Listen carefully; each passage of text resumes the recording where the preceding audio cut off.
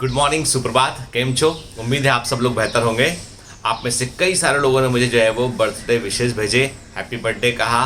बहुत सारे मुझे मैसेज मिले, बहुत सारे जो है वो व्हाट्सएप पर भी आए, वो आपके जो है वो यूट्यूब पर भी देखने मिले, मुझे इंस्टाग्राम पर अलग अलग जगह पर देखने मिले। Thank you very much for your kind विशेष बेटा। और सबसे बड़ी बात ये है कि मुझसे यदि आप पूछेंगे सर कि how you celebrate your birthday, तो मैं यही बोलता हूँ कि मैं हर अपने बर्थडे पर ये एनालाइज करता हूँ कि पिछले जितने साल मेरे जीवन के निकले हैं उन सालों में मैंने क्या किया है, क्या ऐसा है जो मुझे अचीव करना बाकी है, क्या ऐसा था जो मैंने सोचा था जिसको मैं अचीव करने से थोड़ा सा पीछे रह गया हूँ, और क्या ऐसा है जो मैंने समय पर अचीव कर लिया है। तो मैं एक प्रकार का इंट्रोस्पेक्शन करता हूँ। मेरे लिए जन्मदिन जो है वो ऐसा सोचें आप कि कोई बहुत बड़ा फंड है, जैसे छोटे बच्चों का होता है ना, केक काटेंगे, डांस करेंगे, ठीक है, वो मेरे लिए उतना मतलब मैं उतना उसके बारे में नहीं सोचता हूँ। मैं केवल एक बात सोचता हूँ और मैं ईश्वर को धन्यवाद देता हूँ कि आपने जो है मुझे कुछ करने का मौका दिया, और मैं हमेशा एक चीज़ सोचता हूँ कि मैं और बेहतर क्या कर सकता हूँ और मुझे क्या और करना चाहिए। ये मेरे लिए सबसे इम्पॉर्टेंट चीज़ है। और मैं ये देखता हूँ कि जैसे जब आप मुझे, बहुत सारे लोग मुझे विश करते हैं, मुझे हैप्पी बर्थडे कहते हैं, तो मुझे लगता है कि कितने लोगों के दिलों में मैं जो है मैं जगह बना पाया हूँ। कितने लोग ऐसे हैं जो मुझे जानते हैं, जिन लोगों का मेरे से मेरा एक तरह का मानसिक संबंध है, वो बड़ा इंपॉर्टेंट चीज़ है और उसके बारे में मैं हमेशा सोचता हूँ। इस बार मैंने ये सोचा है कि इस बार मेरे बर्थडे पर मैंने ये प्लान किया है कि मैं आने वाले 1 या 1.5 साल के अंदर जो है, अभी चूंकि कोरोना पीरियड चल रहा है तो थोड़ा डिले हो सकता है उसमें, लेकिन ये है कि अभी हमने जो है वो एक नए प्रोजेक्ट पे काम शुरू किया है और वो है बायोमेंटर्स का गुरुकुल। ठीक है, यानी हम भारत के अंदर जो है जो कोचिंग संस्कृति है, जो कोचिंग कल्चर है, उसको हम थोड़ा चेंज करना चाहते हैं। तो Biomentors is about to plan its Gurukul, और हमें अब कहाँ है, कैसा बनेगा, किधर बन रहा है, ये सब डिटेल्स मैं आपको बाद में दूंगा। लेकिन हम शुरुआत कर चुके हैं और ऑलमोस्ट जो है आज जो है one of the important day है जिस दिन हम वो डील साइन करने जा रहे हैं। और वो डील मतलब अपने आप से ही एक डील है, समझ लीजिए आप, कि जो हमको जो उस प्रोजेक्ट में जो हमको लैंड की रिक्वायरमेंट है, जो हमें वहाँ पर जो है वो जिस प्रकार करना है, तो वो सब हम कोशिश कर रहे हैं। तो बायोमेंटर्स का अपना एक जो है वो एक गुरुकुल होगा, जो जिसे आप ऑफलाइन कोचिंग नहीं कह सकते हैं, जो वास्तव में जो है वो एक डिफरेंट कॉन्सेप्ट पे काम करेगा, जहाँ पर जो है गरीब मेधावी छात्र जो होंगे उनको वहाँ पर एडमिशन मिलेगा और उनको जो है वहाँ पर जो है वो सब कुछ जो है वो प्रोवाइड किया जाएगा ताकि वो एग्ज़ाम में, किसी भी नेशनल लेवल के एग्ज़ाम में वो टॉप कर सकें। मेरा ड्रीम ये है कि मैं चाहता हूँ कि शिक्षा जो है वो उसमें आर्थिक प्रतिबंध जो है, आर्थिक समस्याएं जो है उसमें जो है वो बाधा नहीं बनना चाहिए। हाल ही में हरियाणा गवर्नमेंट ने क्या किया, उन्होंने डॉक्टर्स को कंपलसरी गवर्नमेंट जॉब कराने के लिए, मजबूर करने के लिए उन्होंने एक तरह का जो है वो अपनी फीस को रिवाइज किया। उन्होंने बोला कि हर कैंडिडेट को 80,000 रुपये साल गवर्नमेंट मेडिकल कॉलेज की फीस भरनी पड़ेगी और सरकार हर साल आपको 9,20,000 रुपये उसमें कंट्रीब्यूट करेगी। मतलब आपकी एनुअल फीस जो है वो 10 लाख रुपए के आसपास गवर्नमेंट ने कर दी है।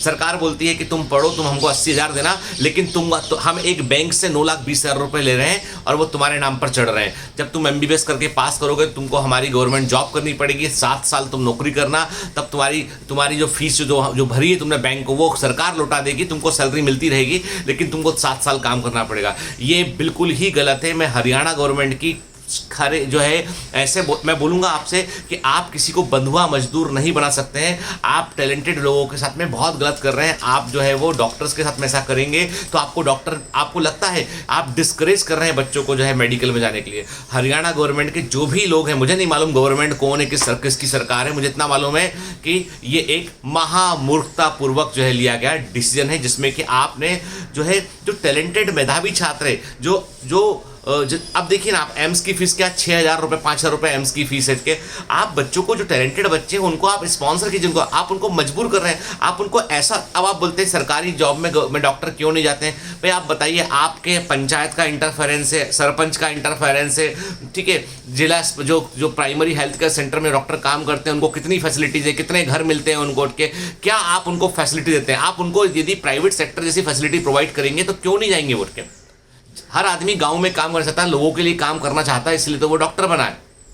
लेकिन आप क्या करते हैं, आप जो है वो मजबूर करते हैं। आपने क्या बोला, आपने एक झूठ बोला। आपने बोला कि तुम पढ़ोगे, तुम्हारी फीस 10 लाख रुपए, हम 9,20,000 रुपए एक बैंक से लेके कॉलेज को दे रहे हैं। मतलब आपने लोन नहीं लिया, आप कॉलेज में चले गए, इतने में आपका ऊपर लोन चालू हो गया। जब आप पास आउट होकर बाहर निकलेंगे 36 लाख 40 लाख का लोन आपके सिर पर होगा, और उसको चुकाने के लिए आपके पास दो ही रास्ते, या तो खुद चुका दीजिए या फिर आप जो है वो हरियाणा सरकार की नौकरी कीजिए, और उस पर भी कंडीशन ये, यदि नौकरी ना दे पाए तो तुम्हारी मजबूरी। हद है। मतलब सुना था मैंने कि जो है वो लोग जो है वो गलत निर्णय लेते हैं, पर लोग मूर्खतापूर्वक निर्णय लेते हैं, ये मैंने पहली बार देखा है। सरकार से आप क्या सोचते हैं? आप अपने बेटे को भेजिए ना, अपने बच्चों को भेजिए ना, आप क्या सोचते हैं अपने बारे में? आपको क्या लगता है आपको कि ऐसे करने से आप क्या डिस्करेज नहीं करेंगे टैलेंटेड बच्चों को? क्या समझ रखा? आप क्यों नहीं आपको बोलते हो कि भाई आपको जो है आप बॉन्ड जैसा प्रोविजन रखते ही क्यों? आप इतना अच्छा दो ना कि आदमी पहुंचेगा दौड़ के। क्यों नहीं पहुंचेगा दौड़ के आदमी? सबको चाहिए भाई, सब लोग अपनी डिग्री ले रहे हैं जीवन यापन के लिए, सबको प्रोफेशनल काम करना है, सबको पैसा कमाना है, सबको जो है वो अच्छा करना है। आप ऐसा कैसे कर सकते हैं? मुझे कई बच्चों ने फॉरवर्ड किया मैसेज, मुझे बहुत दुख हुआ, मैंने पूरा पढ़ा, मुझे देख के लगा कि this is something wrong is going in our country. हमारे देश में आज सरकारें मालिक बनकर बैठ गई हैं, जो एकदम ही गलत है। कभी भूलिएगा मत इस बात को, आप मालिक नहीं हैं, आपको आम जनता ने चुना है, आप सेवक हैं। यदि आप ये सोचते हैं ना कि आप मालिक हैं तो आप महामूर्ख हैं।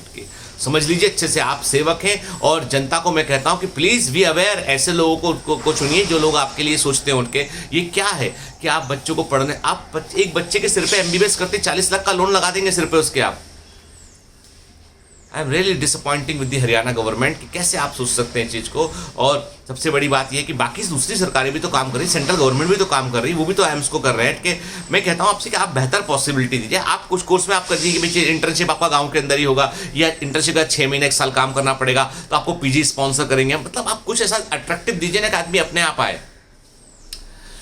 खैर, मैं अपने जन्मदिन पे और जो है बुरा भला कहना नहीं चाहता, लेकिन मुझे बहुत दुख लगा। मैं यही चाहता हूँ कि ये जो शिक्षा को आप बेच रहे सरकार होकर, हम लोग आम आदमी हैं, हम लोग चाहते हैं शिक्षा बिके ना ऐसे के। हम लोग चाहते हैं शिक्षा सबके लिए अवेलेबल हो, हायर एजुकेशन हर आदमी का अपना फंडामेंटल राइट हो, उसको वो हासिल कर सके। हम ये चाहते हैं, हम ये कह चाहते हैं कि आप जो वेस्टेज ऑफ मनी कर रहे हैं अलग चीज़ों में, उसको बंद कीजिए। आप उच्च शिक्षा को, हायर एजुकेशन को निशाना मत बनाइए कि जो है बच्चा हायर एजुकेशन नहीं ले पाए। आपके क्या चाहते हैं आप कि हमारे सारे बच्चे पकोड़े तलने लग जाएं? क्या चाहते हैं आपके? आपको सोचना चाहिए थोड़ा सा। मैं आज बुरा बोल रहा हूँ क्योंकि मुझे मन दुखता है मेरा कि जो लोग रिस्पॉन्सिबल है वो लोग ऐसा डिसीजन कैसे ले सकते हैं। प्लीज़ हायर एजुकेशन को हायर एजुकेशन रहने दीजिए, और जो टैलेंटेड बच्चे उन्हें पढ़ने का मौका दीजिए, उन्हें स्कॉलरशिप दीजिए, उनके ऊपर लोन मत डालिए। You should reward them, you should not burden them with financial burden उनके ऊपर मत लगाइए। मतलब ये तो ऐसा हो गया ना कि जो अफोर्ड कर सकता है वो जाएगा, मतलब आपका केवल अब लखपति करोड़पति बच्चे ही वहाँ पहुँच पाएंगे। ये गलत बात है, एकदम गलत बात है। ये मैं पूरे इंडिया में नहीं है, मैं बता दूँ को मध्य प्रदेश की गवर्नमेंट, बाकी जो सरकारें हैं वो बेहतर जो है वो काम कर रही हैं, सब कुछ बढ़िया कर रही है सारी गवर्नमेंट के। केवल हरियाणा के अंदर ये हुआ है, और मुझे लगता है कि इस बात को उन्हें रिविजिट करना चाहिए। आप में जितने लोग हैं उनको भी आपत्ति दर्ज करना चाहिए। आपको सीपी ग्राम में जाकर जो है प्राइम मिनिस्टर को अवेयर करना चाहिए, आपको बताना चाहिए। प्रधानमंत्री जी को सीपी ग्राम की वेबसाइट होती है एक, उसमें जाइए आप, उसमें प्राइम मिनिस्टर खुद मॉनिटर करते हैं। आपको बताना चाहिए कि डियर मोदी जी, हमने आपको चुना क्योंकि हमें लगता है कि आप हमारे देश के लिए बहुत अच्छा करेंगे, तो आप प्लीज़ इन लोगों को समझाइए कि ऐसे ना करें हरियाणा के बच्चों के साथ मिलकर, क्योंकि हम जो है वो मासेज में जब अपील करेंगे तो निश्चित तौर पर कुछ ना कुछ इसमें होगा। चलिए, तो आप सबको मैं फिर से जो है वो धन्यवाद बोलूँगा कि आपने जो है मेरे बर्थडे को जो है वो वैसा फील कराया। और मैंने आपसे एक टास्क दिया था, मैंने आपसे कहा था कि आज के दिन आपको जो है कोई फोटो नहीं, कोई सेल्फी नहीं, कि आपको सिर्फ एक गर्म कपड़ा एक ज़रूरतमंद व्यक्ति को जो आसपास है, जहाँ पे ठंड, उत्तर भारत में स्पेशली ठंड शुरू हो चुकी है, वो दे दीजिए। पुराना कंबल हो सकता है, पुराना स्वेटर हो सकता है, पुराना कोट हो सकता है, पुराना जैकेट हो सकता है। कई बच्चों ने दिया है, उन्होंने जैकेट का फोटो भेजा, उन्होंने वो है उसको देते हुए फोटो नहीं भेजा। किसी को कुछ यदि किसी के लिए कुछ करते हैं तो उसको जो है वो फोटो खींच के जाके उसको अभी हम थोड़ा दुनिया बदलेंगे यार, है ना। सोशल मीडिया में क्या हो रहा है कि अभी हम करते इतना सा है, दिखाते इतना है, वो सब हमको बंद करना पड़ेगा। हमें करना इतना पड़ेगा और दिखाने के बारे में नहीं सोचना पड़ेगा। वो दुनिया खुद जानती है, लोग खुद कह देंगे आपस में। ठीक है, have a great day, all the best.